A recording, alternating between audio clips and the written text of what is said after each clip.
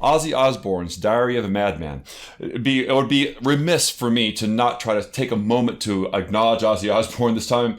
During this time, just recently passed on, a long and fantastic career. But, Ozzy Osbourne is a person that's been controversial his entire career. And this particular album came out at a time when, the cultural norm in the U.S. especially was a sort of satanic panic brought on by, a big conservative movement. And Ozzy Osbourne became the sort of spearhead for that, especially this album. I mean, look at the cover. It's this sort of like tongue-in-cheek, comic book horror look that it's got to it. And certainly, Ozzy Osbourne's commitment to those actual philosophies is pretty much non-existent. He didn't really believe in this stuff, but he knew that he'd get a rise out of people. He was constantly trying to provoke to get more attention. And this is the form that it took. But despite sort of questionable messaging, you really can't mess with it musically on the album, because Ozzy Osbourne, of course, 2 years into his solo career, had the absolute privilege of getting to work with guitarist Randy Rhoads. And of his solo career, this is the only 2 albums that he did was Blizzard of Oz and this one. Now, Blizzard of Oz is an album that I've enjoyed for years, for decades. It's one of my favorites. And the guitar work on this one is equally phenomenal. And I think when you talk about Ozzy anytime in his career, you always have to talk about the guitar player that he's working with, because Ozzy, by his own admission,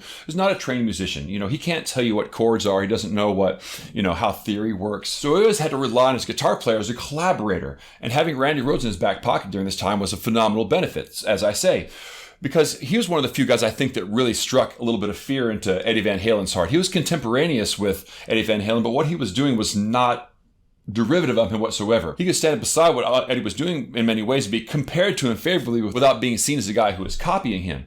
And his songwriting chops in this album really elevate the whole thing up, I think, much greater than it could have been if Ozzy was working with somebody else. Now, that being said, I don't think the songs on Diary of Madman are quite as strong as they are in Blizzard of Oz, but the playing is better and the production is definitely better. Now, even though you can say a little bit about Ozzy not being a super trained musician, he is actually a fantastic vocalist. Now, I'm not even saying he's a great lyricist, because a lot of his lyrics are kind of generic in some ways, but he really understood how to use the prosody of the voice to be able to shape a lyric line with the words in a way that was very memorable, would bring out emotional qualities to a line.